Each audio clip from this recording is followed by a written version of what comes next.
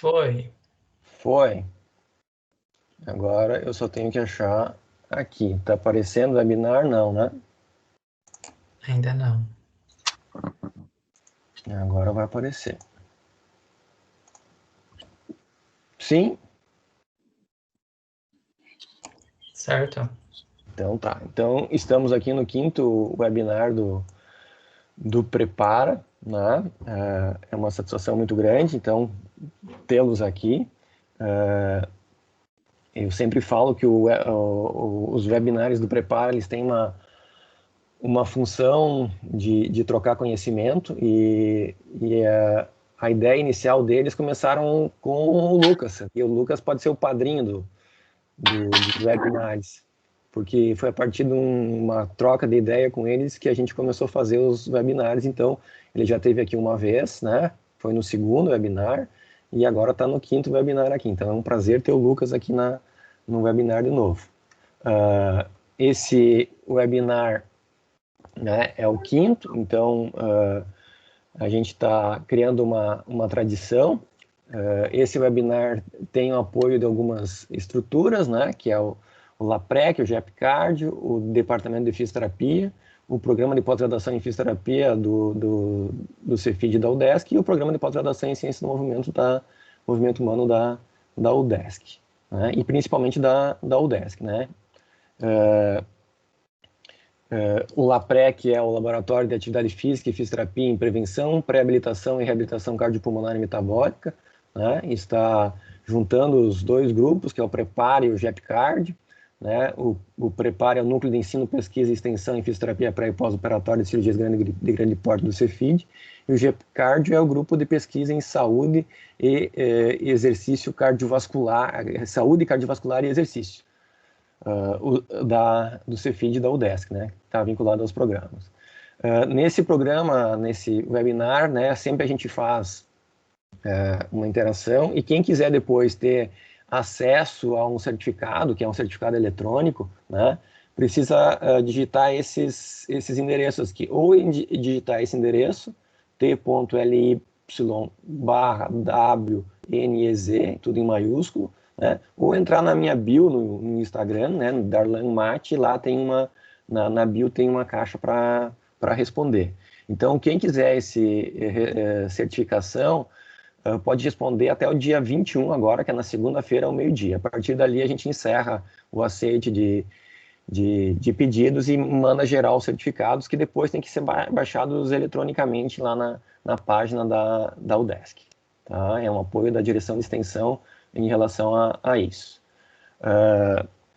Nós também temos o Prepara TV, que é um canal do YouTube, então quem perdeu o webinar ou quiser assistir os webinars anteriores, né, pode procurar no YouTube por esse canal, e lá estão todos gravados, né? Na sequência a gente também vai tentar colocar esse webinar aqui para quem quiser consultar mais posteriormente, né?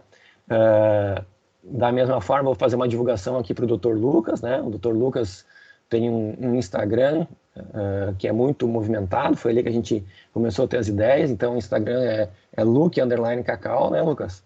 E eu até queria atualizar, mas esse aqui foi do último webinar, eu acho que ele está com bem mais seguidores do que isso hoje, depois ele atualiza para nós. Tá? Eu vou apresentar o Dr. Lucas aqui, agora a formação dele, o Dr. Lucas de Assis Pereira Cacau, ele é fisioterapeuta pela Universidade Católica de Petrópolis, no Rio de Janeiro, em 2003, é mestre e doutor em Ciências da Saúde pela Universidade Federal de Sergipe, é especialista em fisioterapia e terapia intensiva adulto pela Sobrafir e Cofito, tem especialização em fisioterapia cardiorrespiratória pela UCB do Rio de Janeiro, ele é diretor, né, da regional Sergipe da Sobrafir, ele é sócio-diretor da Clínica Intervente do Sergipe e líder do grupo GRES, que é Grupo de Estudo em Apneia do Sono, lá da cidade de Sergipe, né? E aqui está quem quiser seguir o Lucas, né, no Instagram, que eu recomendo fortemente, né, é Luke_Cacau. Feito essas apresentações, né, eu passo a palavra ao professor Dr. Lucas Cacau, que vai falar para nós sobre fisioterapia nos distúrbios respiratórios do sono, né, indo além ou além do uso do CPAP. Lucas, tu sabe que a gente está numa situação informal aqui, né? Tem todo o tempo do mundo, mas a gente tenta colocar um teto de 8h30, não passando de jeito nenhum de 9 horas, porque senão o pessoal fica muito tempo de tela e a gente está tentando evitar isso. Então, lhe passo a palavra. E é um prazer, mais uma vez, tê-lo aqui comigo, né? Parceiro, vai ser o nosso padrinho do Prepar. Boa noite, meu amigo. Sempre um prazer trocar experiências contigo aqui nesse grupo tão renomado, tão preparado, vamos dizer assim, o nome não nega, né? Pela segunda vez eu tenho essa oportunidade de falar um pouquinho de assuntos que fogem um pouco daquilo que é a rotina, vamos dizer assim. A gente tem buscado se aperfeiçoar em condições, eu gosto de dizer que é fora da caixa, né? Então, acho que o fisioterapeuta hoje, ele precisa ir além daquilo que é o convencional, daquilo que vem dos primórdios, né, da nossa profissão, da nossa área de atuação. Primeira vez eu me arrisquei aí a falar um pouco sobre a reabilitação pós-Covid, algo tão novo, e hoje a gente vai falar um pouco aí sobre a atuação do fisioterapeuta nos distúrbios respiratórios do sono, além do CPAP. Vou projetar aqui a tela, ver se ela apareceu aí. Conseguem visualizar? Sim. Vou passar o slide, ver se ele passou aí.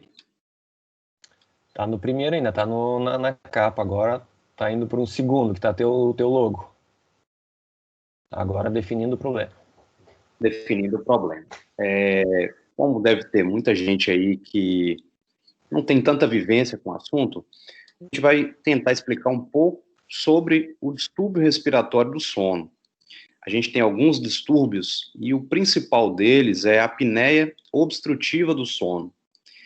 Cerca de 1/3 da população mundial, no último estudo que saiu, ela estima que cerca de 1/3 da população mundial pode sofrer com a apneia do sono. Então a gente está falando de um distúrbio muito prevalente e um distúrbio muitas vezes subdiagnosticado. Então muitas pessoas sofrem com esse problema e não sabem que tem esse problema. Então, definindo o problema, o que é a apneia obstrutiva do sono? É um distúrbio respiratório que se dá por causa da dificuldade da passagem do ar pelas vias aéreas durante uma noite de sono. Esse ar que entra pela via aérea, ele pode entrar com uma dificuldade. Quando ele entra com essa dificuldade, é o que representa aqui a imagem, né, uma passagem de ar estreitada. Isso é considerado uma hipopneia. O que é a hipopneia? É uma redução maior ou igual a 30% do fluxo aéreo oronasal, acompanhado de uma queda na saturação parcial de oxigênio maior do que 3%. Então, esse é um primeiro distúrbio, né, que é a hipopneia. É o ar que entra com dificuldade, e esse ar que entra numa via aérea estreita, ele gera um ruído. Então, o ronco, ele vem desse momento aqui. É o ar que passa atritando a via aérea. E chega um momento que o ar, ele pode não encontrar passagem, ou seja, a minha via aérea, ela vai estreitar de tal maneira que o ar, ele não vai conseguir adentrar, e com isso nós vamos ter uma apneia. O que é a apneia? A apneia é considerada uma pausa ventilatória repetitiva maior ou igual a 10 segundos. Então, como consequência do estreitamento da via aérea, o ar não entra. E o indivíduo, ele fica até mais do que 10 segundos sem respirar. Então, ele continua fazendo a movimentação do tórax, porém, a pressão para abrir a via aérea, ela é insuficiente. E esse indivíduo, ele faz uma chamada apneia. E com esses índices, nós fazemos o diagnóstico da doença através de um índice chamado IAH, que é o índice de apneia e hipopneia. Então, ele vem acompanhado de pausas ventilatórias repetitivas, pelo colapso da faringe, e esse índice, ele é graduado de algumas formas. Então, eu tenho um IAH normal, quando ele vai de 0 a 4,9 eventos por hora.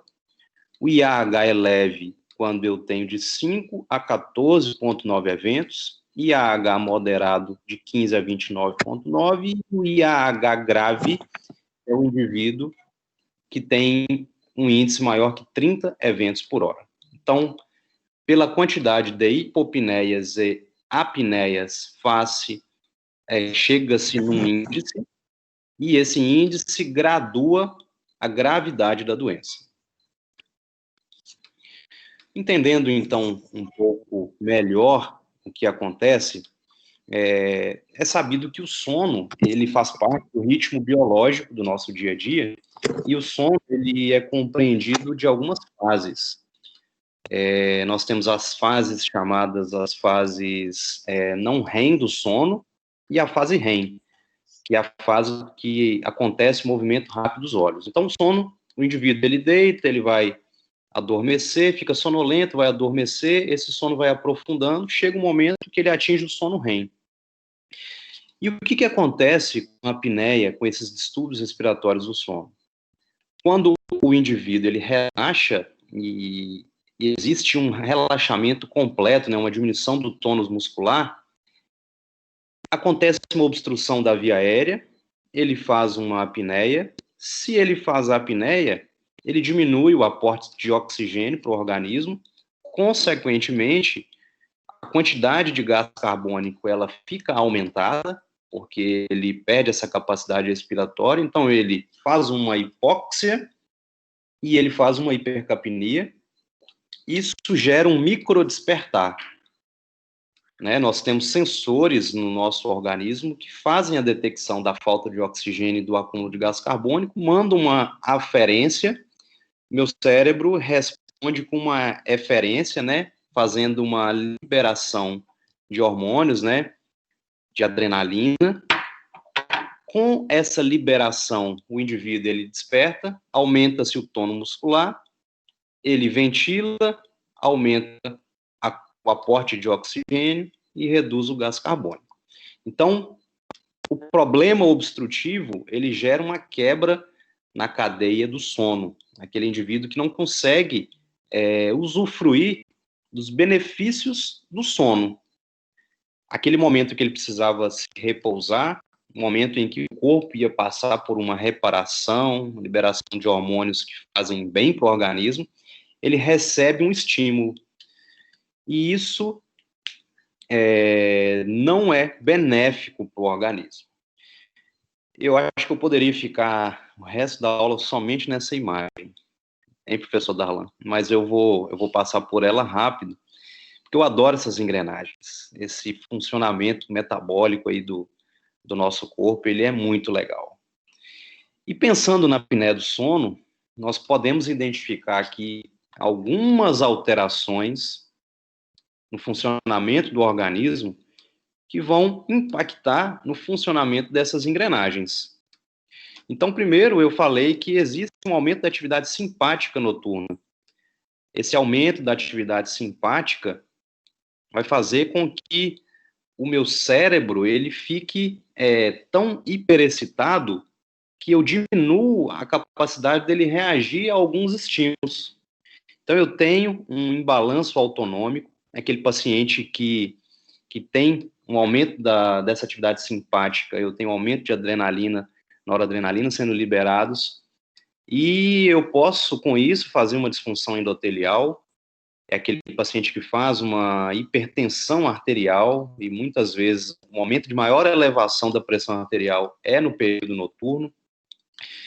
É o paciente que vai fazer uma restrição ventilatória, a longo prazo ele pode sofrer com o impacto tanto da disfunção endotelial, quanto da redução do VO2, ele vai diminuir a capacidade oxidativa, e isso vai chegar lá no músculo dele.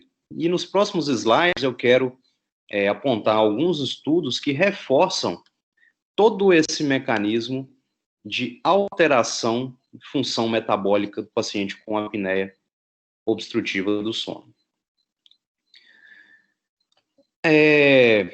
Por que ir além do CPAP? Foi o tema da nossa palestra. Eu até coloquei aqui no próximo slide, eu vou passar para ele e depois eu volto. O professor Darlan falou na minha apresentação, não formei, não tem muito tempo, mas em 2003 já tem aí 17 anos.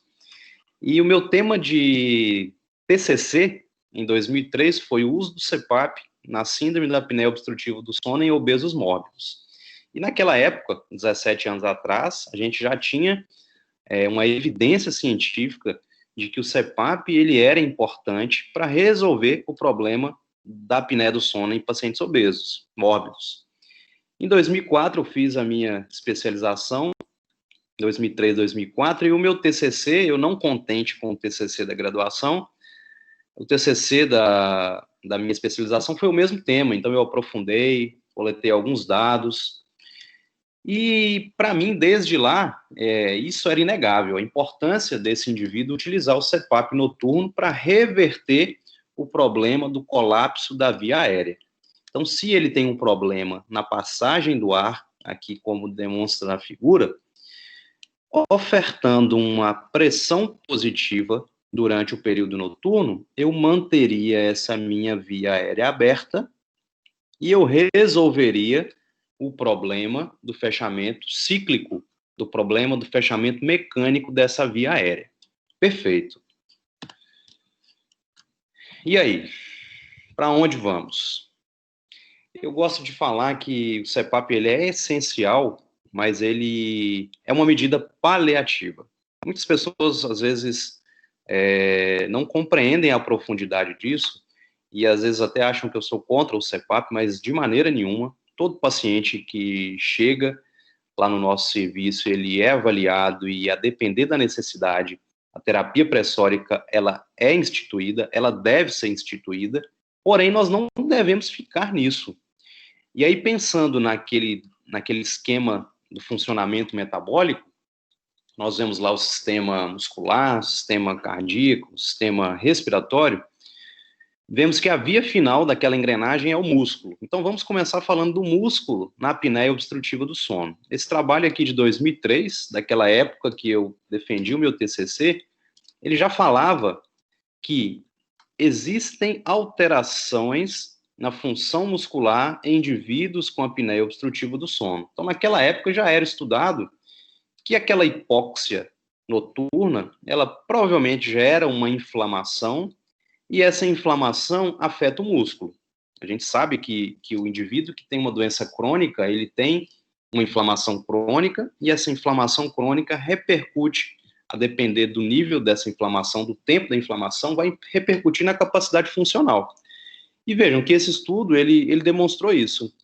Aqui ele analisou alguns índices para detectar a quantidade, por exemplo, a porcentagem de fibras tipo 1, fibras tipo 2 e o nível de proteína muscular aqui nesses indivíduos. Nós vemos que eles têm uma redução nessas fibras tipo 1, que são as fibras oxidativas, ou seja, provavelmente terão uma redução no metabolismo oxidativo, isso vai diminuir a capacidade de exercício.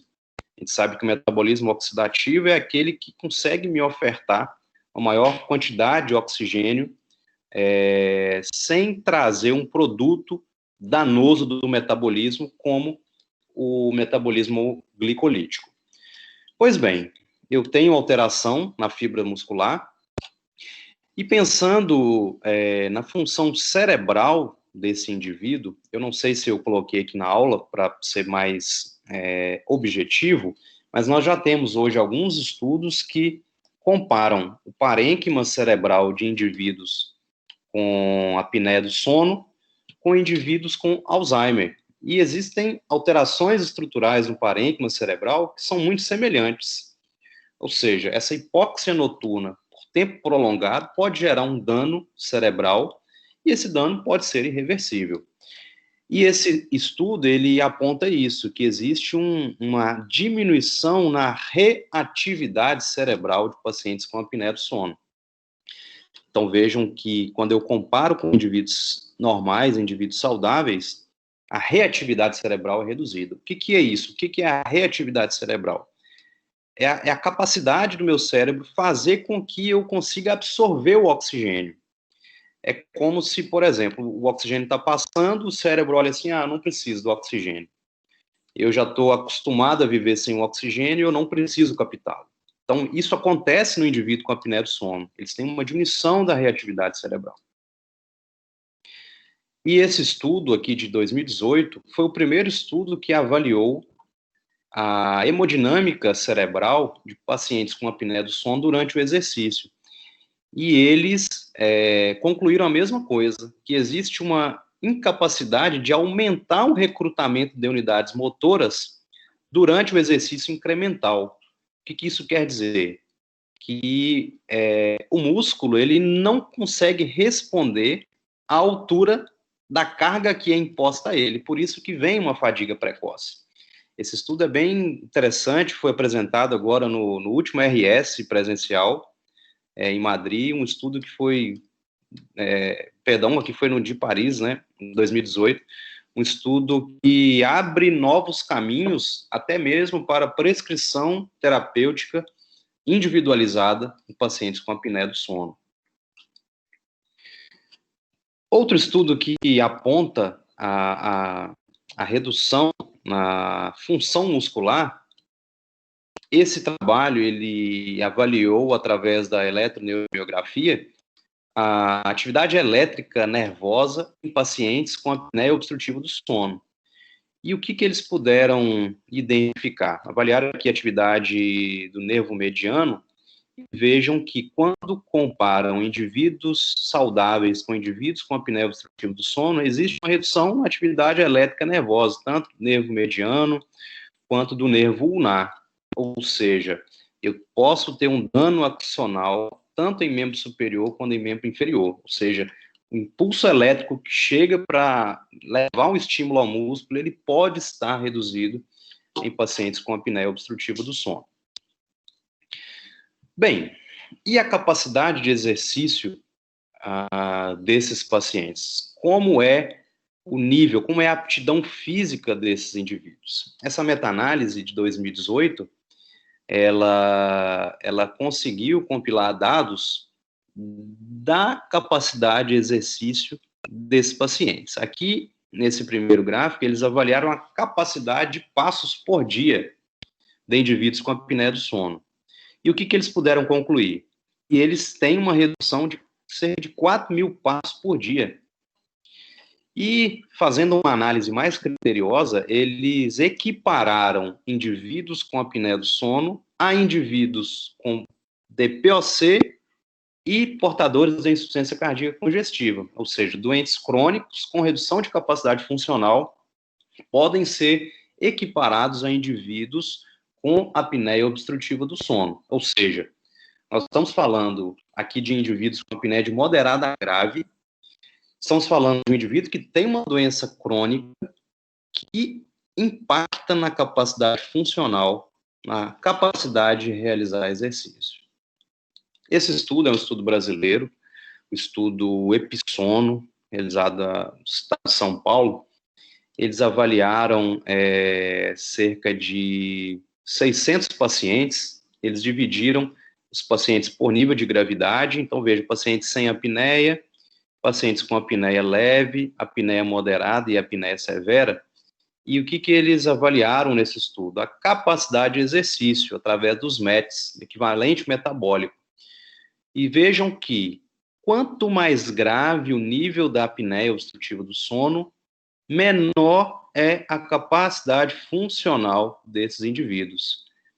Então vejam que o indivíduo com apneia obstrutiva do sono grave, ele tem uma redução considerável da capacidade funcional quando comparado com o indivíduo que não tem apneia obstrutiva do sono.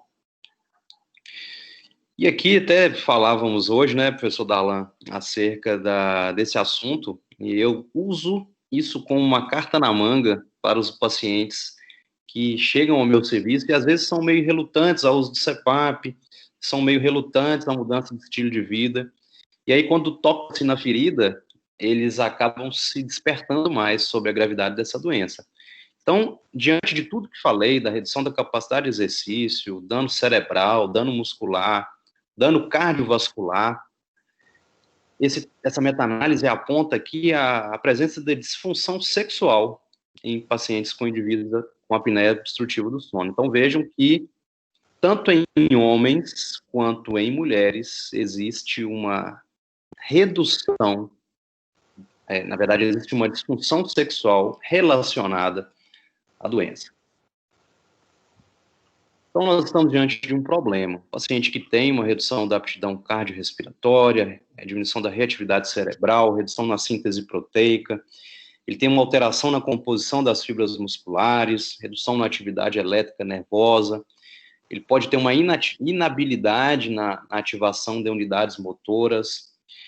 Eu estou falando de um indivíduo que tem particularidades de uma doença crônica grave. Eu acabei não citando tanto, mas uma grande relação das doenças cardiovasculares com a apneia obstrutiva do sono, então as arritmias, a hipertensão arterial, a chance do paciente fazer um acidente vascular encefálico, um infarto agudo do miocárdio, uma doença grave que precisa ser tratada. E como é que esse indivíduo pode ser tratado? Como o fisioterapeuta, ele pode agir além da adaptação pressórica, além da titulação, além das orientações, o que mais o fisioterapeuta pode fazer para esse paciente? Então, eu sempre tenho dito isso, lá nas minhas redes sociais, que função é a nossa meta, e exercício terapêutico é o nosso remédio. Então, através do exercício terapêutico prescrito na dose correta, nós podemos fazer um bem tremendo para esse nosso paciente. E esse esquema, ele apresenta o benefício da atividade física no paciente com apneia obstrutiva do sono. Então, aqui na primeira figura, fala que o exercício, ele pode diminuir o acúmulo de líquido rostral, ou seja, eu posso diminuir o efeito garrafa. O que é esse efeito garrafa? Durante o dia, o indivíduo ele está, na maior parte do tempo, em ortostase, e nós temos um acúmulo de líquido na região dos membros inferiores.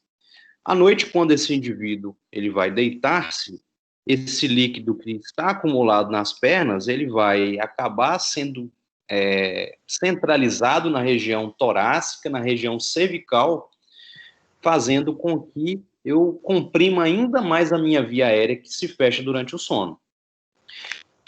Os estudos dizem que a atividade física regular ela vai reduzir em até 20% o acúmulo de líquido nas extremidades de membros inferiores. Ou seja, o indivíduo que faz exercício físico regular, ele vai ter uma melhor distribuição desses líquidos e durante o período da noite eu não vou sofrer ainda mais o colapso da traqueia.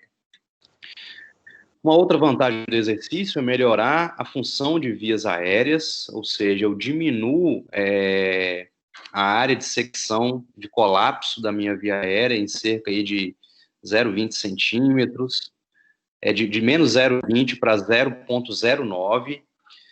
O exercício físico ele vai melhorar a composição corporal, eu vou reduzir as comorbidades que podem estar associadas à apneia do sono, como eu acabei de citar. Com isso, o exercício físico pode reduzir, sim, a apneia obstrutiva do sono.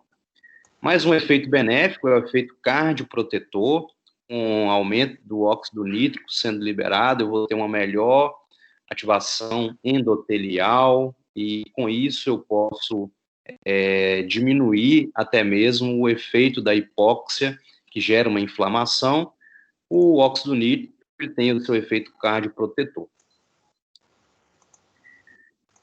O que a literatura diz acerca do exercício físico em pacientes com apneia obstrutiva do sono? Falando de evidência, sabemos que as meta-análises são o que mais corroboram com essas evidências. E aqui eu trouxe duas meta-análises, uma de 2018 e essa outra, se não me engano, acho que faltou o ano dela aqui, 2017. Ambas compararam o efeito do exercício físico em pacientes com apneia obstrutiva do sono. Então vejam que são muitos estudos já utilizando dessa ferramenta terapêutica. E aqui nessa meta-análise ela conseguiu identificar que o exercício físico ele consegue reduzir em 32% o IAH, o índice de apneia obstrutiva, índice de apneia e hipopneia. Isso equivale a cerca de 6,3 eventos por hora. Então, se eu tenho um paciente que está num certo estadiamento da doença, por exemplo, ele tem uma apneia moderada, com 15 eventos, se eu reduzo em 6,3, eu posso mudar o estadiamento da doença. Eu posso tirar um indivíduo de uma doença moderada para uma doença leve, ou de uma doença grave para uma doença moderada. Essa outra meta-análise conseguiu identificar que o exercício físico, ele conseguiu prover um aumento de 3,4 ml por quilograma por minuto no VO2. Então, se eu sei que o indivíduo com apneia do sono tem uma redução do VO2, redução dos METs, redução da quantidade de passos por dia, se eu submeter ele a um programa supervisionado, eu consigo aumentar o VO2 dele. Isso é bem legal. Então, a comparação que eu faço com o CPAP, e reforçando o porquê de ir além do CPAP, que o CPAP, ele não trata a causa da doença. Ele vai reverter aquele problema, mas o indivíduo ele vai continuar tendo apneia a vida inteira. Já tratando o problema, nós vamos conseguir melhorar a capacidade funcional, reduzir a gravidade da doença e contribuir para a melhora da qualidade de vida e funcionalidade desses indivíduos. Então, como prescrever o treino terapêutico para esses indivíduos? Né? Reforço aqui aquele estudo de 2018 de Marillier, que eles avaliaram o fluxo sanguíneo cerebral de indivíduos com apneia obstrutiva do sono durante o exercício. E eles perceberam que existe uma redução no fluxo sanguíneo cerebral quando a intensidade do exercício excedeu a 60% do VO2 pico. Então, pensando no condicionamento cardiovascular, que muitas vezes prezamos por uma intensidade maior, um exercício de alta intensidade, precisamos começar a ligar o alerta sobre a real intensidade que aquele indivíduo pode ser treinado. Isso não é uma regra de praxe, foi um estudo piloto, foi o primeiro estudo, mas reforça a importância da particularidade na prescrição terapêutica de cada indivíduo. E aí entra o fisioterapeuta numa avaliação funcional para a prescrição adequada do treino terapêutico. Esse trabalho, ele reforça isso. Então, através do teste cardiopulmonar, eles avaliaram níveis diferentes da intensidade em pacientes com apneia do sono. Então, aqui vejam pacientes foram submetidos a um treino de alta intensidade, e aqui os pacientes que foram submetidos a um treino de moderada intensidade, com 60% do VO2 pico. E aqui eles avaliaram o treino o teste na esteira e o teste no ciclo ergômetro, e vejam que houve diferença, aqui algumas diferenças significativas, principalmente na escala de Borg, aqui a primeira linha destacada em amarela, e também no esforço de perna, tanto no Borg de respiração, quanto no Borg de membros inferiores. Então, importância de uma boa prescrição, de uma boa avaliação, para que ele usufrua dos efeitos benéficos do exercício. Esse trabalho é bem interessante, que eles submeteram os indivíduos com apneia do sono ao teste cardiopulmonar, teste incremental, com carga incremental, e ao mesmo tempo eles avaliaram pela eletromiografia ativação de diafragma, músculos inspiratórios, aqui nesse primeiro gráfico, e a ativação do músculo vasto lateral. Vejam, eles compararam indivíduos com apneia do sono, é o indivíduo aqui da reta preta, contínua, e indivíduos do grupo controle na reta tracejada. O que eles identificaram? Que houve uma diferença na resposta tanto do músculo diafragma quanto do músculo da perna diante de um teste incremental. Vejam que indivíduos saudáveis, à medida que aumenta-se a carga, aumenta a ativação elétrica do músculo. Vejam que o diafragma, a ativação do diafragma tem uma ascendência também do vasto lateral. E no indivíduo com apneia do sono, o músculo não responde.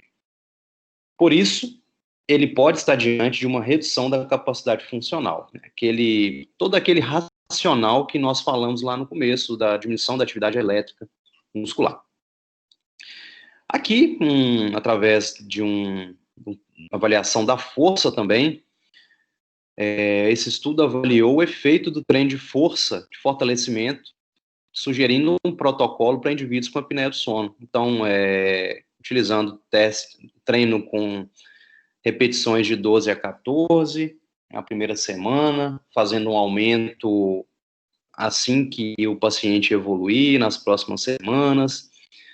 Ou seja, um treino personalizado para que o indivíduo com apneia do sono ele tenha um músculo tratado, para que ele tenha o seu problema gerado pelo problema inicial tratado.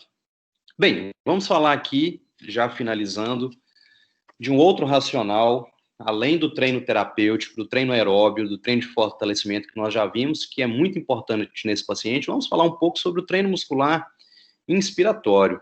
Então, nós vimos lá no começo que o problema do paciente ele está na via aérea superior, o paciente que tem essa apneia obstrutiva do sono. O músculo, ele perde a sua patência, então, por inatividade, por hipotonia, ele não consegue dilatar a traqueia. E o que os estudos dizem? Nós temos alguns dilatadores das vias aéreas, e o principal deles é o músculo genioglosso. Esse estudo, ele avaliou, por eletromiografia, a atividade do músculo genioglosso. E o que ele percebeu? Que existe uma sobrecarga no músculo genioglosso de pacientes com apneia obstrutiva do sono. Vejam que a exigência é muito maior nele do que no indivíduo do grupo controle.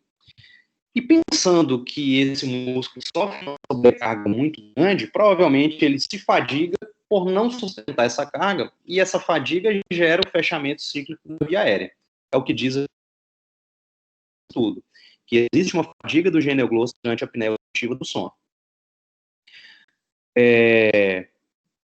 Por isso, esse fechamento, ele gera uma inflamação. Então, falta oxigênio, e esse trabalho, ele diz que essa inflamação, ela é tanto na via aérea, quanto é uma inflamação sistêmica. Então, eles dosaram alguns mediadores inflamatórios, os linfócitos TCD4, interleucina 6, interleucina 8, e dividiram os pacientes por nível de gravidade, e vejam que quanto maior a gravidade da apneia, maiores eram os marcadores inflamatórios desses pacientes.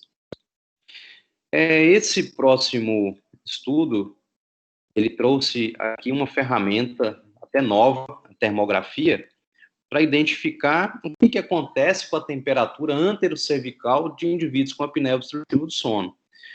Eles compararam dois grupos, então aqui à esquerda, pacientes que não tinham apneia obstrutiva do sono, e aqui à direita, pacientes com apneia do sono. Então, para tirar o viés, eles resfriaram a via aérea dos dois pacientes após uma noite de sono, e eles foram monitorando pela termografia o que acontecia com a temperatura com a recuperação. Então, veja, após 1 minuto do estímulo, após 2 minutos, 3, 4, 5 minutos. Vejam que, em todos os momentos, a temperatura anterocervical ela era maior em indivíduo com apneia obstrutiva do sono. Ou seja, o processo inflamatório gera um aumento da temperatura nessa área. Aqui é um estudo aqui do nosso grupo. O que nós fizemos? Nós colocamos aqui o eletrodo avaliando a atividade eletromiográfica de músculos anterocervicais e colocamos a paciente não, aqui a nossa aluna, estagiária, Fernanda, para realizar o treino muscular inspiratório com o Power Brief e avaliar a atividade elétrica. Então, esse primeiro vídeo aqui à direita mostra a atividade elétrica e a ativação do músculo durante a manobra. Vejam que foi um teste com carga incremental. Quanto maior foi a carga, maior foi a atividade elétrica do músculo.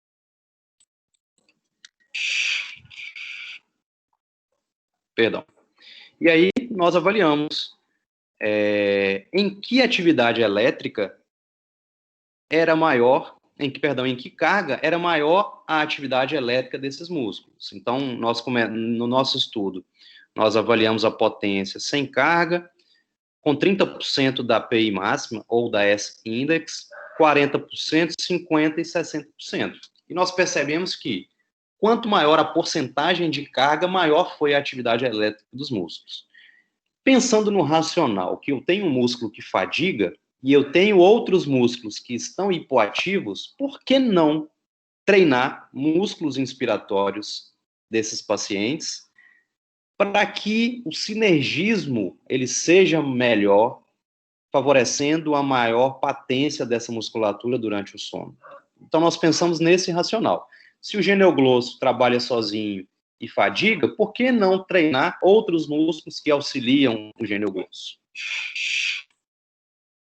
Então, nós apresentamos esse estudo lá no RS, ano passado, em Madrid,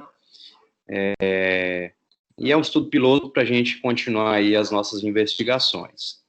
Então, pensando no músculo respiratório, vejam que existe uma relação do músculo de via aérea com o músculo de periferia em pacientes com apneia obstrutiva do sono. Então, essa força da periferia pode refletir a força dos músculos inspiratórios. E por que treinar o músculo inspiratório? Pensando, eu falei do efeito local que ele pode trazer, né, o efeito na via aérea, mas o treino muscular inspiratório, ele tem um efeito sistêmico. Ele vai diminuir o efeito metaborreflexo. Não vou me delongar nisso aqui, porque é tema para uma aula inteira, mas só para a gente trazer como benefício também para o paciente com apneia do sono, que tem já um dano muscular periférico, uma redução na capacidade do exercício.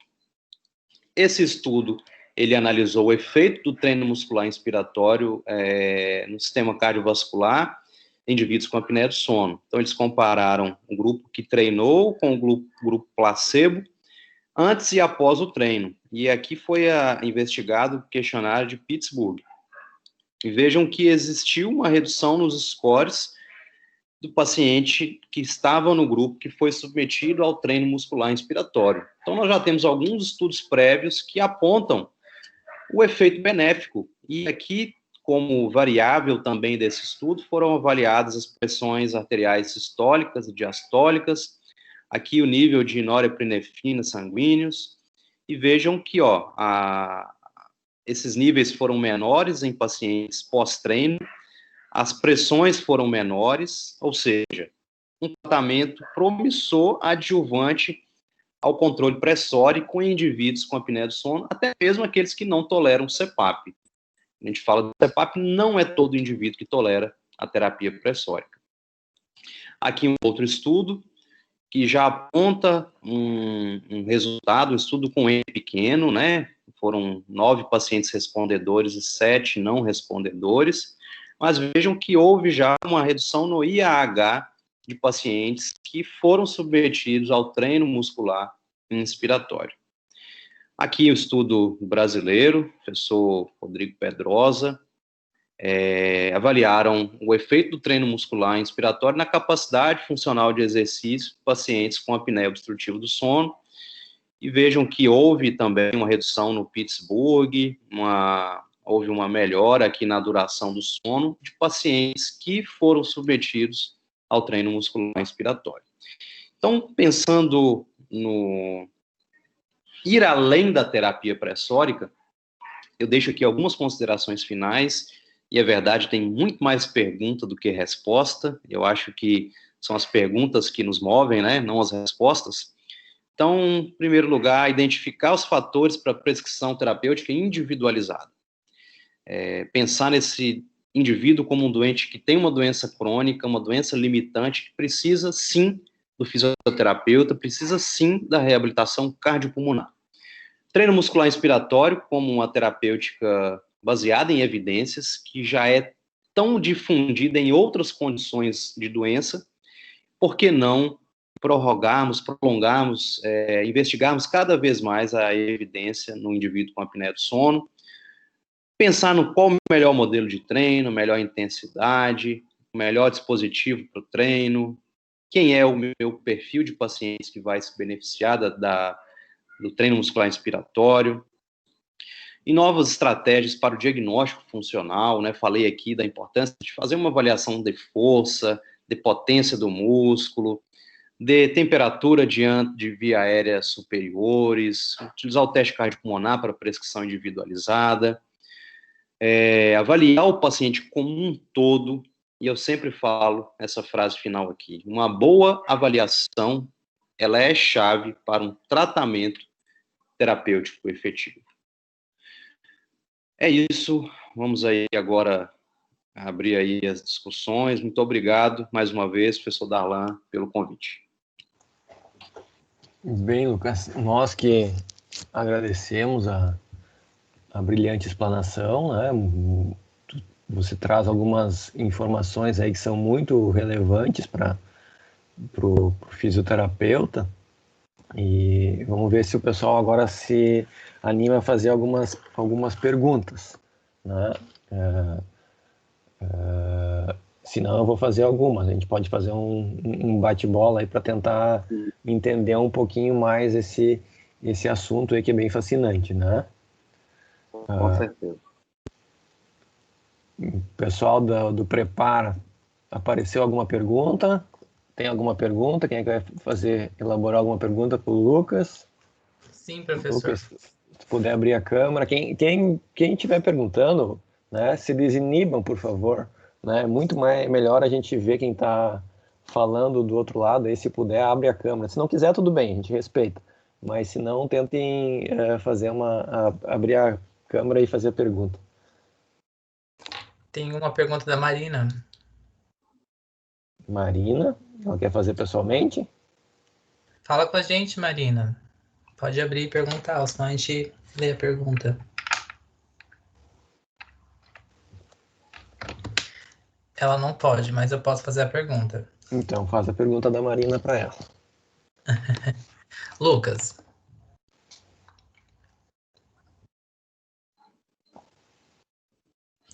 Ouve, Lucas? Oi? Ouço. Ouvimos. Sim, a Marina, ela deu os parabéns pela aula, né? E ela perguntou em seguida, quando falado sobre o TMI, você acha que essa deve ser feita mesmo naqueles pacientes que não apresentam fraqueza muscular inspiratória? Muito interessante a pergunta. Muito interessante essa pergunta. Cadê? Estão me ouvindo? Sim. Sim.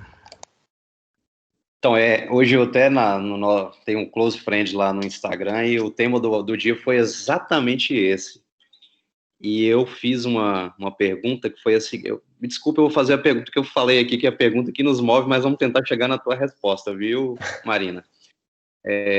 A minha pergunta foi a seguinte, a gente tem evidência hoje de atleta que se beneficia do treino muscular inspiratório. Um atleta de alta performance, que tem boa força, boa aptidão, boa força muscular inspiratória, e ele se beneficia desse dispositivo. Então, pensando que eu tenho um indivíduo com uma doença crônica, pensando que se eu tenho um diafragma mais forte, eu vou conseguir gerar uma pressão inspiratória maior, e eu sei que quanto maior a minha pressão para abrir a minha via aérea, mais chance de ser aberta ela tem. Então, eu tenho o efeito do treino muscular inspiratório no músculo da via aérea, o nosso estudo ele tem mostrado isso, né? Eu sei que é um eletrodo de superfície, eu não consigo identificar por certo qual é o músculo que está sendo ativado, mas é uma região de interesse dos músculos dilatadores. Então eu posso ter uma maior ativação dos músculos locais, eu posso ter uma melhor ativação do diafragma, e além disso eu tenho efeitos sistêmicos. Então, às vezes, nem sempre o problema é a fraqueza do músculo inspiratório propriamente dito. Às vezes eu tenho um paciente que tem uma boa força, mas ele não tem uma boa capacidade de sustentar essa carga. Então, um manovacômetro, por exemplo, ele não consegue me dizer isso. Porém, hoje eu tenho um dispositivo, não tenho conflito de interesse, mas utilizo o Power Brief, e ele consegue me dar uma avaliação dinâmica da força. Durante toda a força, eu consigo identificar o fluxo, o volume. Então, às vezes eu tenho paciente que tem boa força, mas na hora de sustentar, por exemplo, 30 manobras, ele não consegue. Então, acredito sim que o treino muscular inspiratório ele possa ser prescrito para quem tem força preservada. Para isso, eu preciso avaliá-lo mais minuciosamente. Lucas, tu me permite, posso perguntar junto com essa questão? Claro.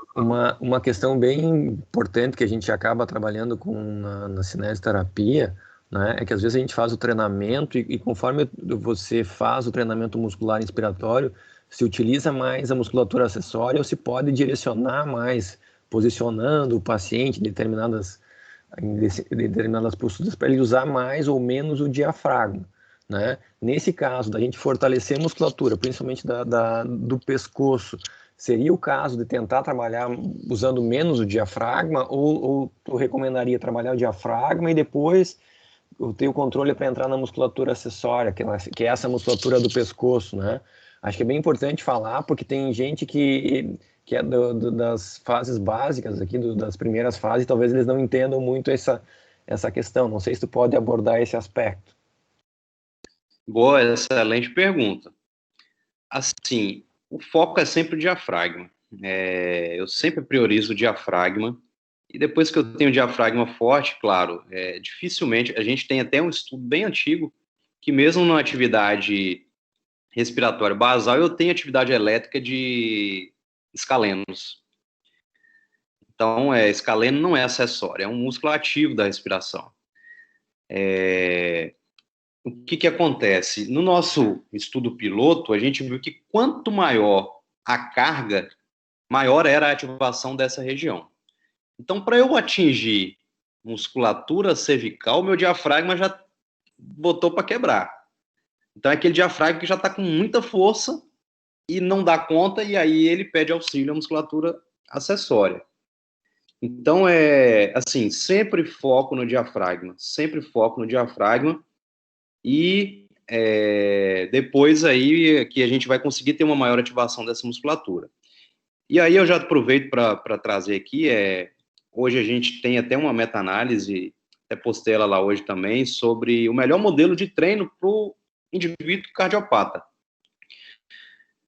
A gente percebeu que esse estudo, ele dividiu os desfechos. Então, o treino de longa duração e alta intensidade, treino de baixa intensidade, enfim, ele viu que o treino de alta intensidade e alta duração é o que conseguiu ter maiores benefícios, tanto para aumentar a distância percorrida no teste de caminhada, para diminuir a escala de Borg e para aumentar a PI máximo.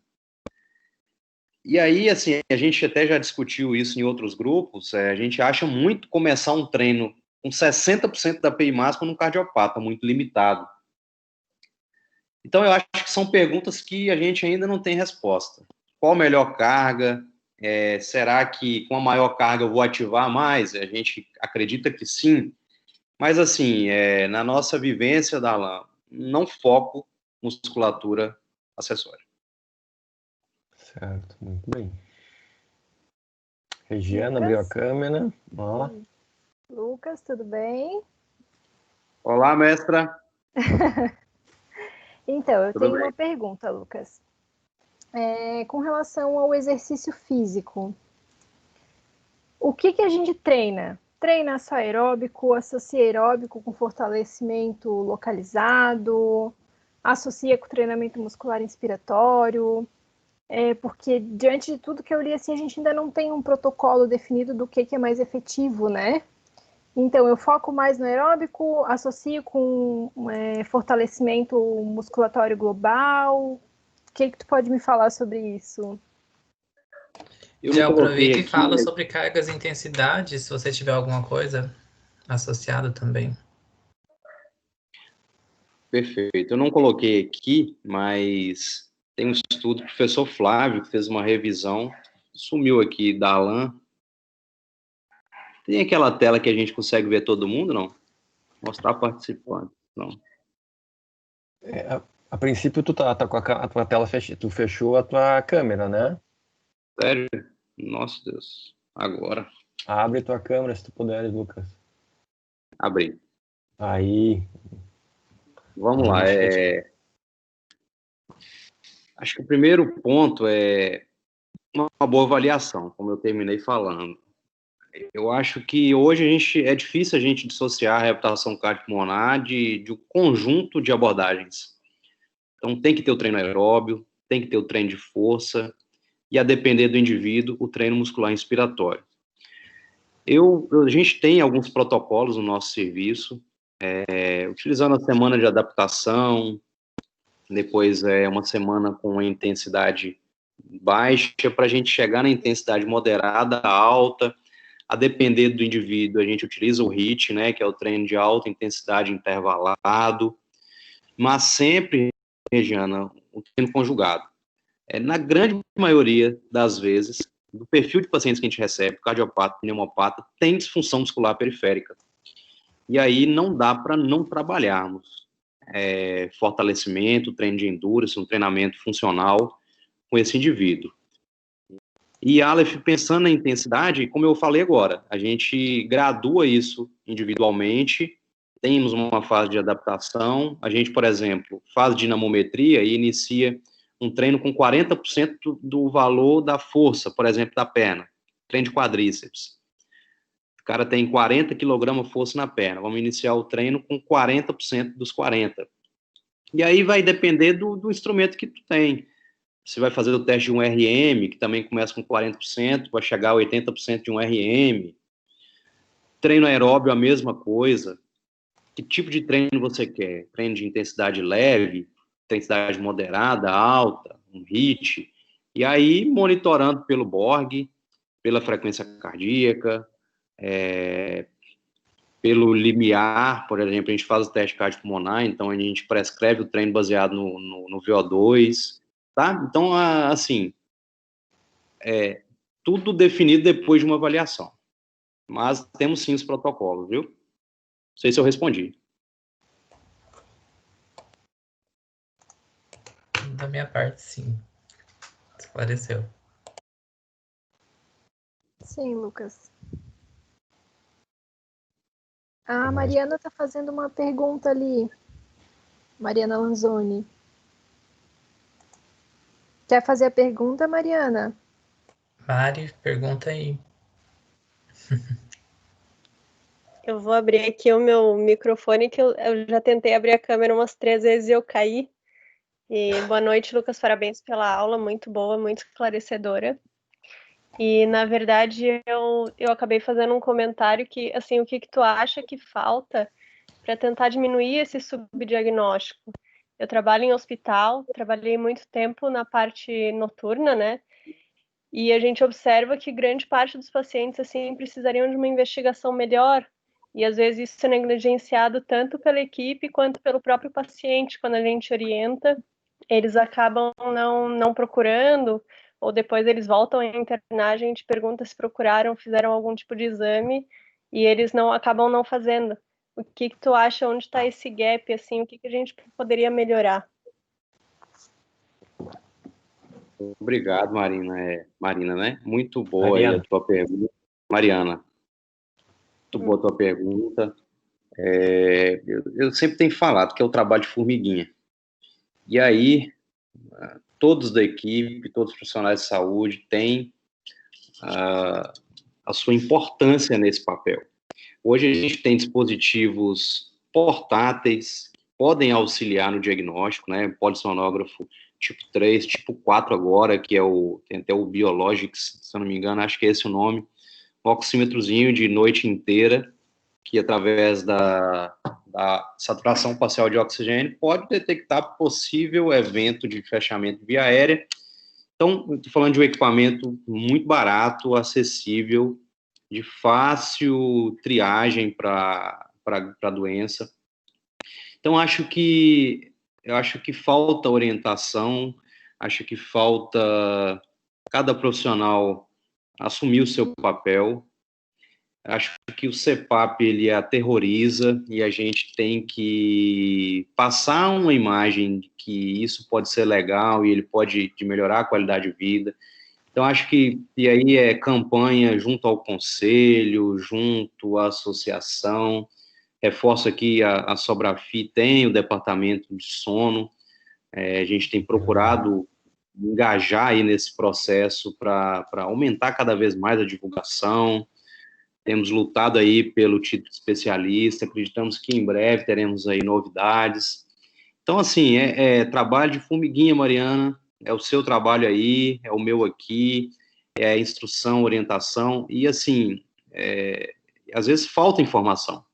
Eu recebo semanalmente paciente que tem hipertensão arterial, que faz uso de 4 antihipertensivos, 2, 3, 4 antihipertensivos, e às vezes o colega médico nunca perguntou se ele ronca.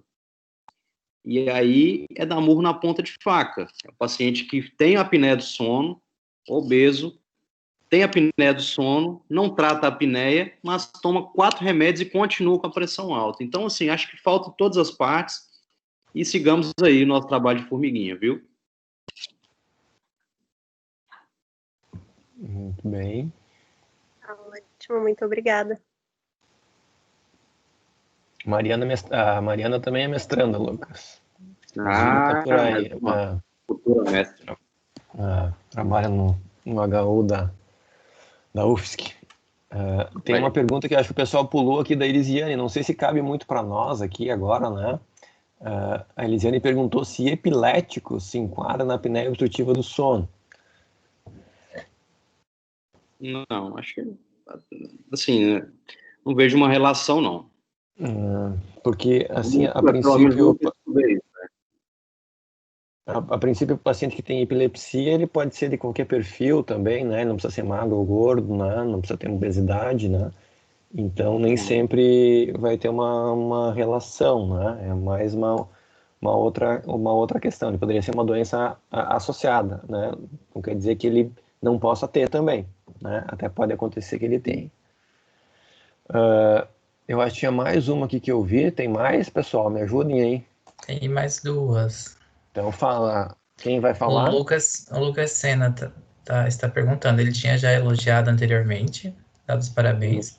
E ele questiona, considerando o impacto global da apneia obstrutiva do sono na funcionalidade, quais instrumentos você julga relevante na avaliação pré e pós-tratamento da apneia obstrutiva do sono e que vão além do Pittsburgh e do Epworth, que focam na sonolência e na qualidade do sono?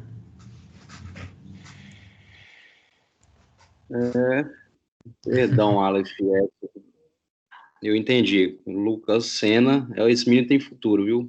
Um grande estudioso da apneia do sono, um aluno ainda, mas ele é encantado por essa área. Você me perguntou quais instrumentos utilizar para graduar o efeito do tratamento, é isso?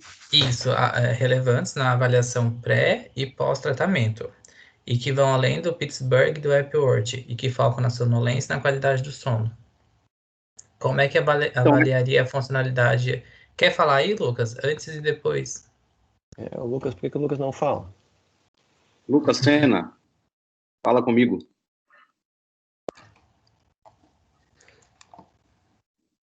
Ele faz essa pergunta. Então, acho que tudo que a gente falou aí na aula, né? A importância de uma boa avaliação muscular, o teste cardiopulmonar ou um teste submáximo, como teste de caminhada de 6 minutos, para graduar a capacidade funcional desse indivíduo, questionário de qualidade de vida, de sono, a própria polissonografia, né?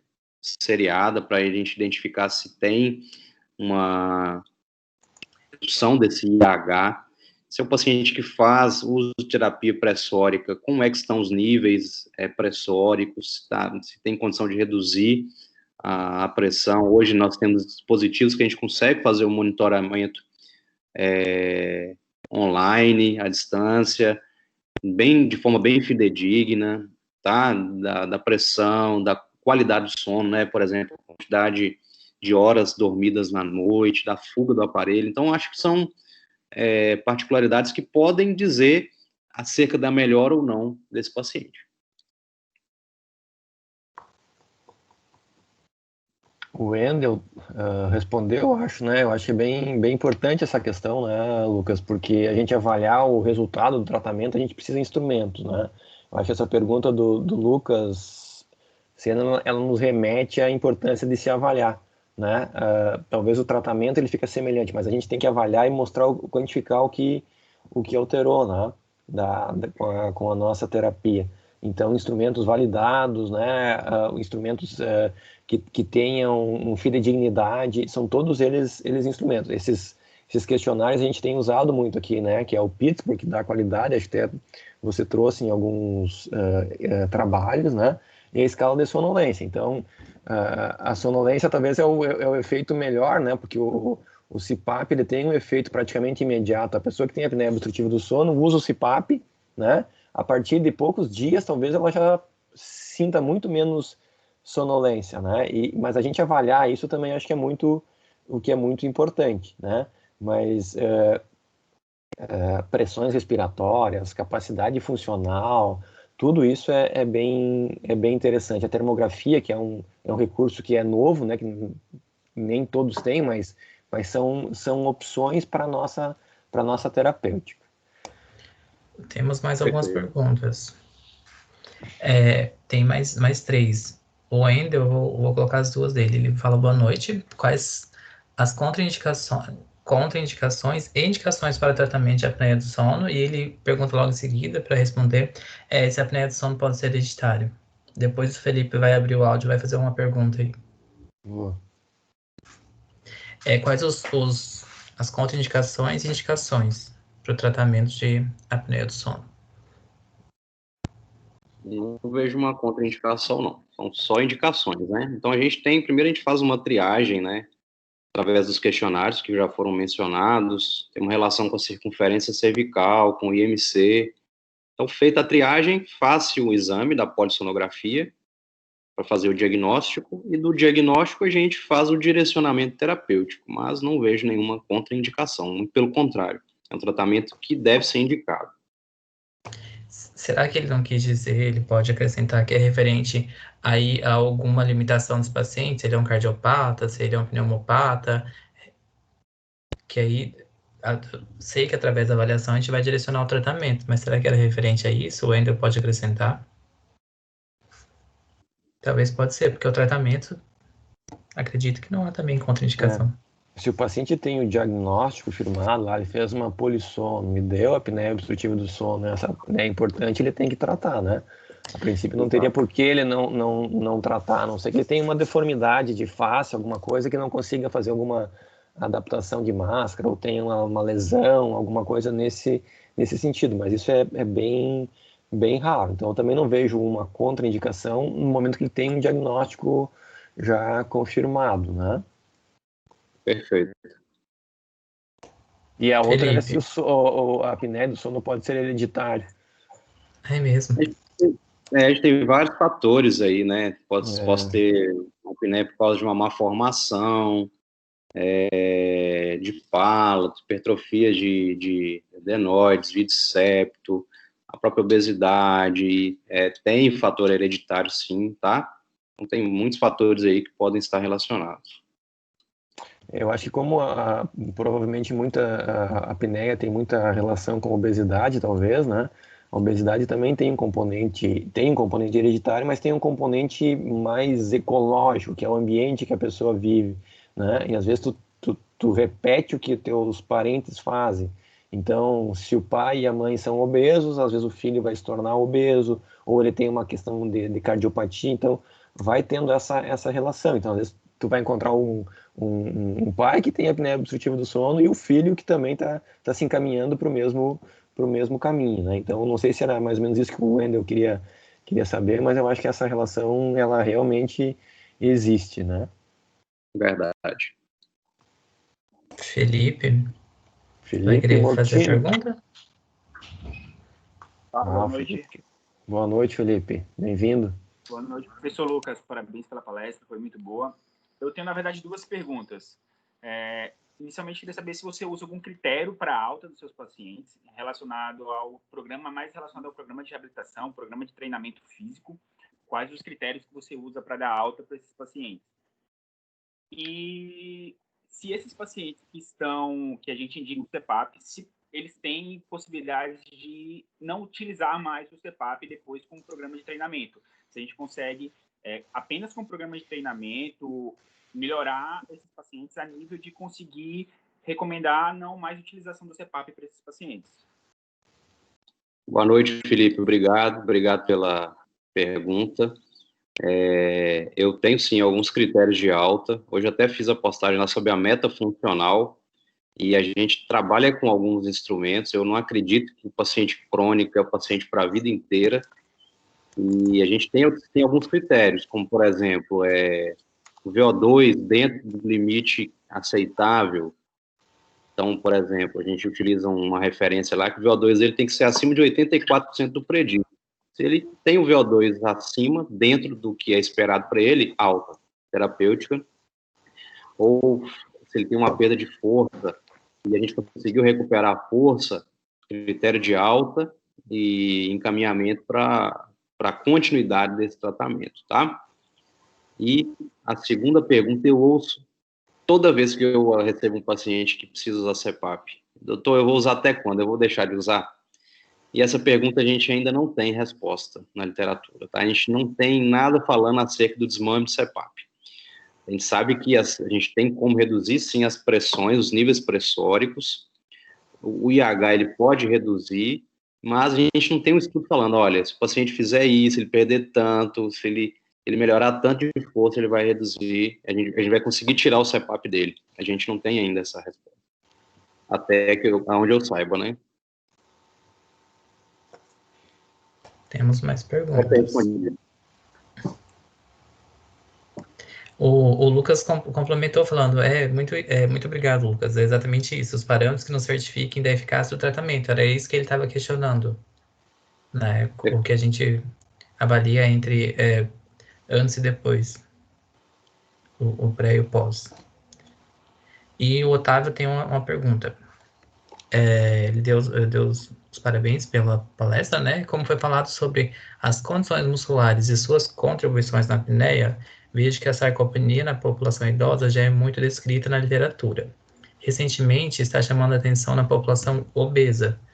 Na tua opinião, a sarcopenia pode afetar ou ser afetada pela apneia? E a sarcopenia pode afetar até mesmo a recuperação com o TMI? Com certeza, acredito muito. Tenho estudado muito sarcopenia. E, por exemplo, na pré-habilitação, indivíduo sarcopênico que vai fazer cirurgia abdominal, por exemplo, ele pode ter a chance de ficar mais tempo, fazer mais complicação e de ter um custo hospitalar maior. Então, existe a relação da sarcopenia tanto com a idade, com a terceira idade, quanto com a doença crônica, né? DPOC perde músculo periférico, cardiopata perde. E na apneia do sono isso não é diferente. Então, acredito sim que fazer o diagnóstico de sarcopenia, tratar a sarcopenia, um exercício, atenção de uma equipe, às vezes o paciente precisa de uma melhor alimentação, tá? Então, acredito sim que o diagnóstico e tratamento de sarcopenia tem uma relação direta aí com a obesidade, com a apneia do sono, tá? Pensando naquele racional que eu apresentei lá no começo. E ele tem redução da atividade elétrica, a mitocôndria dele, o metabolismo oxidativo está reduzido, ele vai perder músculo. E aí, se a apneia está pior, o músculo vai estar pior. E aí, se eu melhoro a aptidão, se eu melhoro o músculo, consequentemente, eu vou reduzir a apneia. O IH, né? Muito bem. Aqui não temos mais perguntas no chat. Se alguém quiser, pode abrir. Chegou mais uma. A Ivaneide. Ela pergunta, gostaria de saber se ronco frequente em criança que também apresenta rinite já seria indicativo para iniciar a fisioterapia?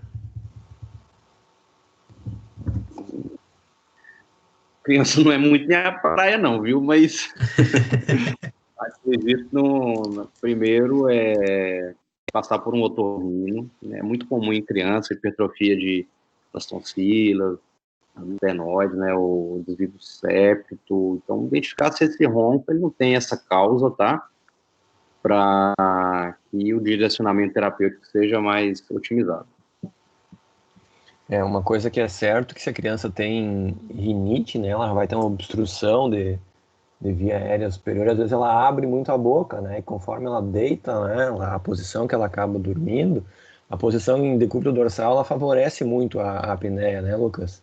Então, porque às vezes ela tem um pouco da língua, né, se a língua é um pouquinho mais volumosa, tem uma macroglossia, né, que às vezes pode ser por obesidade, tu pega uma criança que tem uma obesidade, ou isso acontece também no adulto, né, ela fica na posição de decúbito dorsal, quando relaxa a musculatura da língua também, ela acaba relaxando e acaba obstruindo a via aérea, né? Então, se ela tiver uma obstrução nasal e ela tem que abrir pela boca, abre a boca aqui para ela poder respirar, e daí isso pode acabar promovendo mais apneias, né?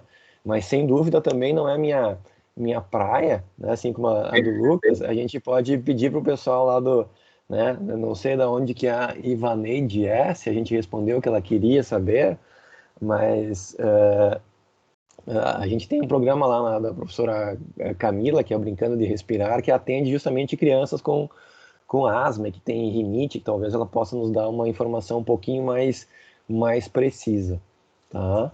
Ela disse, ajudou sim. Ajudou sim, então tá ótimo, esse é o objetivo, Ivanete. O Wendel tem mais uma pergunta. Professor Lucas, o refluxo pode causar apneia do sono e o tratamento do CPAP é ideal para pacientes que possuem referente a refluxo? Não é o refluxo que causa, né, na verdade, a apneia do sono. Mas o que deve se ter cautela é no uso da terapia pressórica de paciente que tem refluxo, porque se a interface não for bem adaptada, tá certo que hoje a gente utiliza muito mais a pronga nasal, né, do que a máscara orofacial, mas pode sim ter o risco de broncoaspiração noturna, né? Mas assim, que o refluxo pode causar apneia, não. Nunca vi um relato na literatura acerca dessa relação, não. Ele tem uma associação com a asma mais, né? Mas não com a apneia, né? Fala, Aleph. A minha pergunta é, já que a gente falou bem específico do tema, abrangiu tudo, abrangiu toda a parte científica, seria uma parte aí mais de gestão, uma parte mais de divulgação e tudo mais. Como que a gente faria para esse paciente chegar na tua clínica, chegar na nossa clínica, chegar para o nosso tratamento? Que é algo muito importante, é um mercado que tem que ganhar muito mais ainda, a fisioterapia tem muito a ganhar nesse mercado, mas como você orientaria quem quer trabalhar nesse mercado, quem já trabalha, como que faria essa ligação do diagnóstico desse paciente e da chegada dele na clínica de fisioterapia ou no profissional? Lucas, deixa eu aproveitar essa pergunta do Aleph, que eu acho que ela é bem pertinente, e entrar um pouquinho mais num assunto que é assim, né? A gente está falando aqui além do CPAP, então parece que eu acho importante, tem alunos que são das primeiras fases aqui, né? Quando eu tenho uma obstrução, se eu colocar uma pressão na via aérea, né? Seja por uma máscara nasal, oro-nasal, seja o que for, essa pressão pressuriza a via aérea e não tem mais colabamento da via, né? Eu acho que isso é uma questão clara, é o padrão áureo para tratamento, é o CPAP. Mas a gente tem que pensar no indivíduo, né? E nessa questão do indivíduo, eu coloco isso para que o paciente tenha um dia seguinte melhor, né? Porque ele possa dormir, porque ele possa recuperar, porque ele possa ter condições, né, de ter uma noite de sono restaurativa. Mas a restauração dele, né, é para que no outro dia ele entre numa situação, como é que eu vou dizer, pró-vida, né? Porque ele começa a fazer mais as atividades, né? Então, proativa, né? Uma questão que vá colocar o paciente numa roda positiva. Então, se a gente não oferece só o CPAP, a gente só corrige isso, a gente não estaria oferecendo um tratamento pela metade ou um tratamento incompleto, né? Então, nessa pergunta do Aleph, como é que a gente faz para encaminhar? Porque hoje o que eu vejo é os colegas fisioterapeutas focados, né? O fisioterapeuta corrige, o paciente vai para um laboratório do sono, é titulado, escolhe a máscara, escolhe o equipamento, né? E a partir dali se coloca, se monitora se o paciente tem aderência, mas muitas vezes está se deixando de lado essa questão da terapia por exercício, que você, né, falou em TMI, falou em treinamento muscular em geral, que eu acho que isso tem muito a ver com a fisioterapia também. Era como se a gente pensasse num paciente numa UTI, você oferecer a melhor ventilação mecânica possível e deixar o paciente parado. Essa é a minha analogia que eu faço, né? Porque se tu deixar ele só com ventilação, com melhor É parâmetro, com exatamente melhor isso. equipamento, e daí tu esquece da parte motora, da parte de cinesterapia. Eu estou exagerando fazer essa analogia? E Jamais. como é que a gente faz para isso movimentar, para a gente ter mais prescrição para os fisioterapeutas? Perfeito, perfeito a tua colocação, Darlan. E tem algumas curiosidades que o paciente que usa CPAP, ele tem uma chance de aumentar peso. Aí tem estudo que comparou isso, porque o CPAP faz o cara dormir bem. E a hipóxia noturna inflama o cara e essa inflamação fazia ele consumir. Então, o que acontece? E outra, dos relatos da vida, né? Aí eu enchi a cara, comia à noite, não dormia bem. Agora eu não posso comer à noite porque eu durmo mal. Mas usando o CPAP eu posso encher a cara e comer à vontade à noite, porque o CPAP resolve meu problema. Então, o uso do CPAP, ele é super importante, mas é para o cara dormir bem, mas para ele, como você acabou de falar, para ele acordar bem, ter disposição para fazer atividade física e cuidar da vida e cuidar da saúde. Então, quando eu coloquei aquele slide lá de 2003, hoje eu fico muito inquieto. Eu não me contento apenas prescrevendo a terapia pressórica. Eu acho que o fisioterapeuta ele vai muito além disso. E aí, Aleph, não é um trabalho fácil, não. É quebra de paradigmas. Eu me vejo fisioterapeuta respiratório. Eu me vejo fisioterapeuta cardiovascular. E eu preciso pensar no meu paciente como um todo. Mas essa não é uma mentalidade que já está implantada, às vezes, no colega médico que precisa prescrever, precisa encaminhar o paciente para mim. Então, ele, às vezes, não sabe o trabalho que eu não vejo tantos fisioterapeutas fazendo. Temos, sim, já, muitos aí no Brasil, mas eu acho que mais uma vez, aquele trabalho de formiguinha.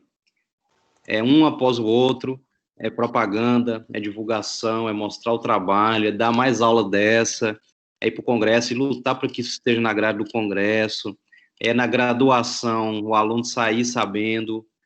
Então, assim, que façamos a nossa parte. Chame o colega médico, apresente para ele, fala, olha, o cara vai melhorar com isso, com isso, com isso. Tem que estruturar o serviço, né? Tu tem que ter, eu falo que para estruturar o serviço, tu não precisa investir caro. Às vezes com teste de caminhada, um protocolo bacana, com pouco recurso você consegue fazer uma boa avaliação e prescrever um bom treino terapêutico. A gente não pode viver aquela época do empirismo, né?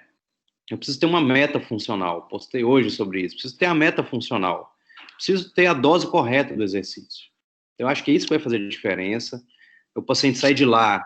Às vezes você não tem um serviço de reabilitação, mas tu vai prescrever o treino, tu vai conversar com o paciente, vai instruir que, por exemplo, a caminhada dele tem que ser de moderada intensidade, ele tem que atingir a frequência cardíaca alvo, ele tem que ter o frequencímetro. Então, assim, a gente tem que viver cada realidade, né?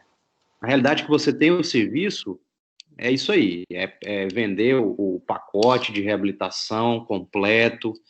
Então, assim, pensar em estratégias para a gente agregar valor à vida do paciente, agregar valor ao nosso serviço, e aí todo mundo ganha com isso. Acho que é por aí. Maravilha. Lucas, Eu posso optar, por exemplo, em um paciente com um IH moderado, não tão alto, eu poderia optar começando o tratamento com exercício físico, com treinamento, e depois, caso não corrija, ir para o CPAP, ou eu sou obrigado a iniciar com o CPAP? Por ele ser o tratamento padrão de referência. Ele tem indicação para uso do CPAP. O CPAP é importante para ele. Ele precisa fazer um teste de titulação. Dormir lá 3, 5 noites com o dispositivo. E aí a gente vai ver o que acontece. Não é todo paciente que se adapta, isso é uma verdade, mas ele tem que conhecer o que é o padrão ouro para reverter o problema dele à noite. Então, a gente pensa dessa forma. E hoje nem, assim, o IAH hoje ele tem, na verdade existem novas teorias aí que ele não é tão específico. Então, por exemplo, eu posso ter um paciente que, essa semana eu recebi um com IH de 6, mas o paciente que desaturava muito à noite, desaturava até 78%, roncava muito. Ele está usando CPAP com IH de 6. Quase normal, quase não tem apneia obstrutiva do sono. Então, assim, identificar a particularidade de cada paciente, para que, mas assim, de antemão, tem que ser ofertado para ele tem que conhecer o que é o padrão ouro. Ele tem nível de evidência 1A, né, o CPAP, né, Lucas? Ele corrige a obstrução. Essa, eu acho que é a grande questão, né? Mas o que a gente está querendo dizer é que tem mais coisa para fazer, não dá para ficar só fazendo isso, porque, né, acho que você já colocou bem, daqui a pouco algum vai aumentar de peso, né, vai tendo uma outra condição, e você usa um equipamento que é caro para um paciente, né, e ele não muda o estilo de vida. Então, acho que quando tu deu exemplos ali, se ele não mudar estilo de vida, eu acho que o tratamento dele está parcial, ele não está completo, né? Então, ele teria que usar o CPAP, mas daí para propiciar ele uma noite de sono melhor, para no dia seguinte ele ter mais disposição para treinar e para ele poder forçar lá conosco, ele facilitaria muito a nossa vida, né? Se ele dormiu bem, no outro dia eu vou estar disposto, eu vou estar com disposição, então eu poderia fazer TMI. Então, daqui a pouco a gente tem que começar a comprovar que a gente fazendo isso, daqui a pouco ele pode diminuir um pouco da pressão, né? Mudar o panorama, a história natural da doença. Porque eu acho que, né, eu vejo pessoas que têm mais tempo de uso desse PAP, 2, 3 anos, às vezes eles começam a ficar cansados da máquina, porque a máquina corrige, mas ela tem, né, por mais que seja mais moderna, ela às vezes incomoda, não é natural tu ter uma máscara na face, por mais que ela seja confortável, porque por mais que tenham fazendo equipamentos mais silenciosos hoje, né? Então, depois que tu usar uma máscara, tu perder, teria que botar uma meta, o paciente normalizar peso depois de um tempo, né? Que às vezes é o grande fator causal. Ele tem que ter musculatura mais forte depois, né? Porque só colocar o CPAP e achar que resolveu, eu acho que é um tratamento parcial. Né? Ele é indispensável, mas ele é o início de uma mudança de estilo de vida. Não é o final. Pelo menos é assim que eu vejo, né? E que a gente tem pensado e trocado ideias junto aí, né? Verdade. Temos um agradecimento internacional aqui. Muitas graças. Excelente palestra. É a Maria. Eu sei que a Maria, eu vi lá na lista. Mas ela saiu, a Maria saiu, mas está aqui registrado. Depois ela ouve lá, né? Do Peru, né? Ela entrou Tem mais uma novamente, pergunta, Leff? A Maria retornou. Maria, abre sua câmera, queremos ver você. O Wendel perguntou novamente.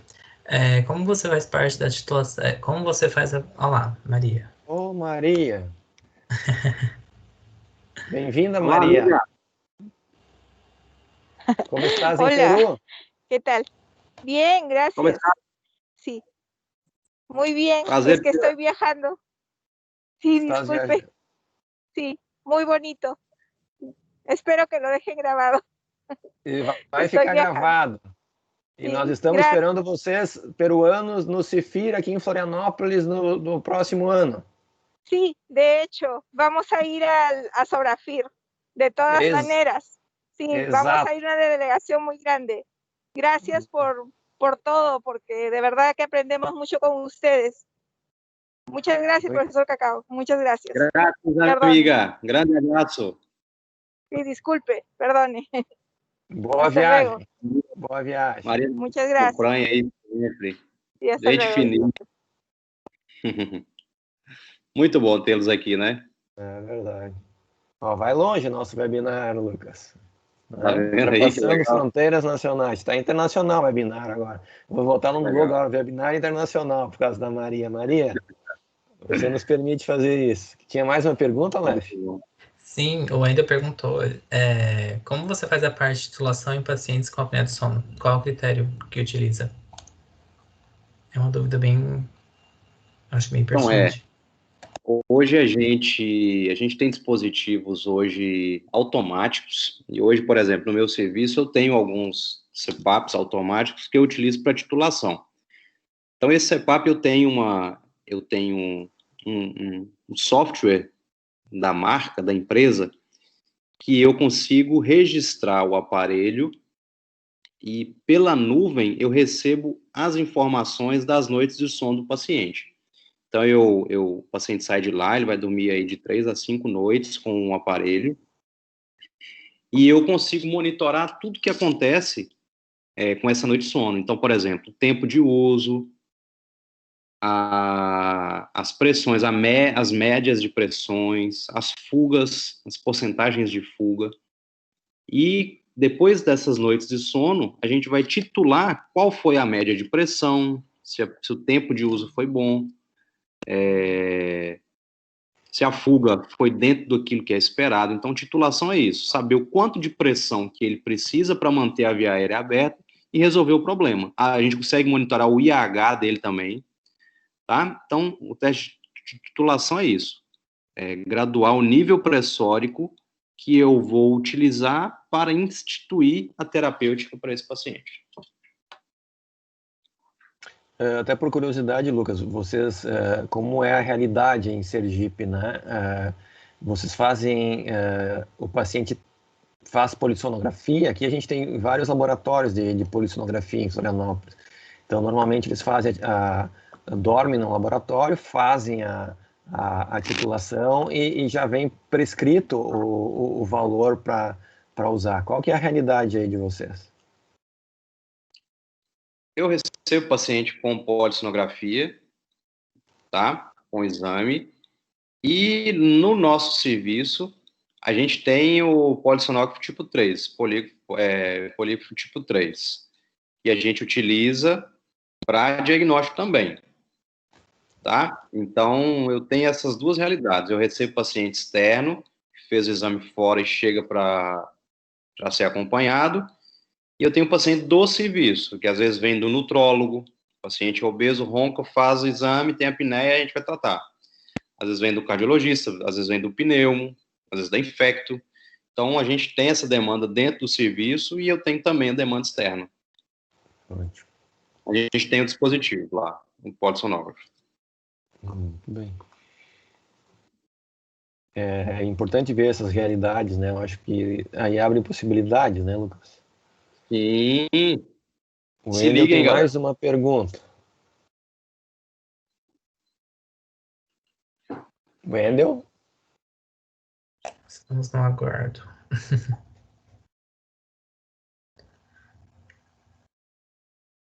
O que apareceu aqui que a Maristela foi removida da reunião?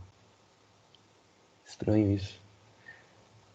Opa, o Wendel está perguntando aqui, eu estou lendo já, quer ler? Sim, pacientes pós-Covid pode ter apneia do sono. Paciente pós-Covid pode ter tudo, né, Lucas? Pode ter tudo que você pensar em mais um pouquinho. Inclusive, tem um artigo publicado já com apneia do sono pós-Covid. Distúrbios do sono, né?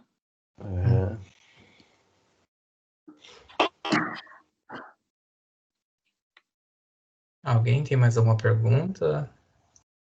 É que assim, essa pergunta do Wendel, ela é bem ampla, né? Então, porque assim, primeiro a gente não tem um perfil de paciente pós-Covid, né? porque todos nós podemos ser pacientes, todo mundo pode desenvolver a doença e acabar tendo problemas. Às vezes tem uma Covid mais grave ou menos grave. O que a gente sabe é que existem fatores de risco para a Covid. O Lucas já falou no webinar, no segundo webinar. Quem quiser pode, Wendel, até te convido para entrar no YouTube, lá na TV Prepara, eu vou colocar aqui depois no chat, e olhar a palestra do Dr. Lucas, né? E também o Lucas tem um curso de reabilitação pós-Covid que é bem interessante. Então, esse paciente ele pode ter problemas e às vezes quem tem mais tendência a ter Covid grave é justamente o paciente obeso, é o paciente que tem policomorbidade, né? E talvez a apneia entraria numa condição dessas que aumentaria a gravidade da própria doença, né? As consequências dela também. Perfeito. Vamos ver se eu pego aqui. Aproveitando, já coloquei ali, Wendel, se tu quiser ver lá o segundo webinar, a gente teve o prazer de ter o Dr. Lucas lá falando sobre reabilitação pós-Covid, né? E se tu gostar, depois tu já curte o Instagram do Dr. Lucas, que eu coloquei aqui também no chat, né? E o Lucas também tem um curso online, né, Lucas? Tu podia falar um pouquinho para encerrar, a gente já está, acho que no nosso tempo, né? Como é que está o curso? Está aberto? Tem nova turma em breve? Últimos dias, a gente vai fechar agora aí, mais uma semaninha, a gente está fechando as inscrições, porque virão outros projetos aí, mas ainda dá tempo de se inscrever, viu? Pode correr lá, link lá na bio, lucascacau.com.br. E o Lucas é de Sergipe, é um sergipano, e acompanha esse grande profissional, ele está dizendo aqui. Muito bem, acompanha bem. Isso aí, Wendel, tem que seguir, né? A gente tem hoje essas oportunidades de seguir as pessoas que fazem diferença. O Lucas, sem dúvida, é alguém que faz a diferença aí dentro da fisioterapia respiratória. Então, Obrigado, não tendo mais perguntas, né? Abro a despedida para o Lucas e depois eu faço o encerramento, Lucas. Pode ser? Com certeza. Então, com a palavra. Agradeço muito aí o convite, mais uma vez, para a participação aí nesse evento, nessa webinar do Prepara, é um grupo referência, como falei no início. Eu sempre aprendo muito, a gente que é docente, né? Docência está no sangue, e a gente sempre aprende muito em cada evento desse, a gente sai sabendo mais, a gente sai com aquela sensação de que mais uma pessoa sabe desse trabalho e com a sensação de que você está influenciando a formação de fisioterapeuta. Então, isso para a gente não tem preço. Agradeço imensamente, meu amigo, parabenizo o seu trabalho aí à frente do grupo e que venham os próximos. Desejo muito sucesso aí, muita saúde e paz para todos e agradecendo também a participação de cada um. Legal, muito bem. Eu vou pedir para o pessoal do Prepara aí, abra as câmeras, se possível, para a gente fazer uma foto, depois a gente abre com todo mundo que está aí, tem uma boa galera, né, para o pessoal conhecer, ó, o Aleph, né, o Aleph também tem um trabalho no Instagram bonito aí, que ele faz um trabalho legal, né, ó, tem a Regiana também, a mestranda, agora a doutoranda, né, o Aleph é mestrando do programa, né, e é bem legal. Quem que tá aqui, que eu não estou reconhecendo? Esse é o... esse eu acho que é o Wendel. Legal, bem-vindo, Wendel. Bem-vindo, Wendel. Então vamos lá, vamos fazer um print aqui. E agora quem puder acompanhar aí todo mundo, né? Vamos abrir as câmeras. Quem quiser, né? Vai ser bem-vindo. Opa, o Davi tá aí todo paramentado, tá no hospital, Davi? Legal, é isso aí. Legal. No plantão. Plantão. Aonde, Davi? Hospital Regional Distância. Aonde? Regional Distância. Isso. Caramba. Pertinho de Aracaju. Maria também tá aí, legal. José Hermes também, legal. Vamos fazer um print aqui dessa galera. Muito bem. Então, assim, pessoal, quero agradecer o Lucas, mas alguém tá com barulho aí.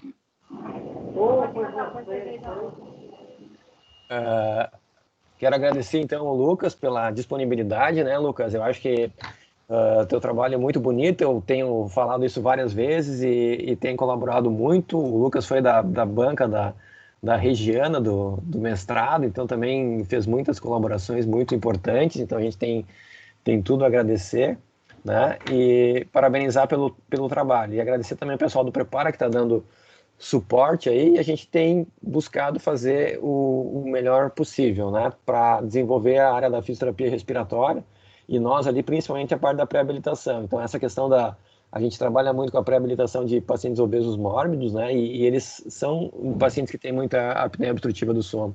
Então, esse é o motivo que a gente chamou o Lucas aqui para falar, né? E para fazer esse link. Foi muito bom. Acho que realmente, Lucas, a gente sempre aprende e tem visões diferentes. E assim que a gente vai fazendo a diferença, o trabalho de formiguinha. Tá? Então, parabéns e muito obrigado. Professor, Regiana, eu pedi licença. Parabéns ao Lucas. Ele recebeu grandes elogios e merece todos os elogios aí. Mas eu acho que o Lucas também vai concordar com o meu elogio.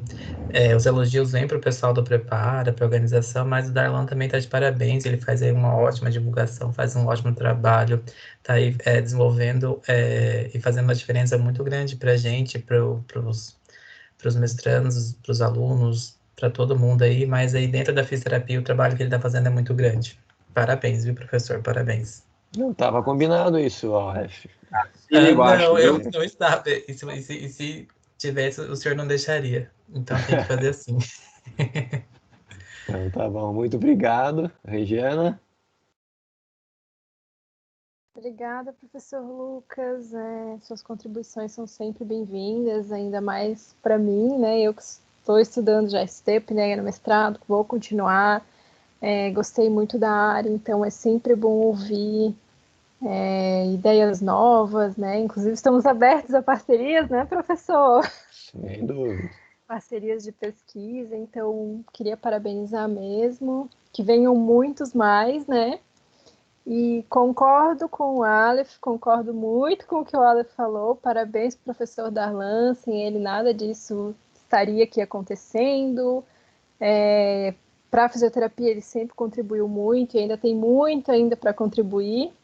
Então, muito obrigada ao professor Lucas, que aceitou o convite, e ao professor Darlan, que proporciona tudo isso para a gente. Muito bem, obrigado também. Legal. Até a próxima, pessoal. Até a próxima. Até mais. Valeu, Lucas. Valeu todo mundo. Tem bastante gente aí ainda. Até a próxima. Até mais.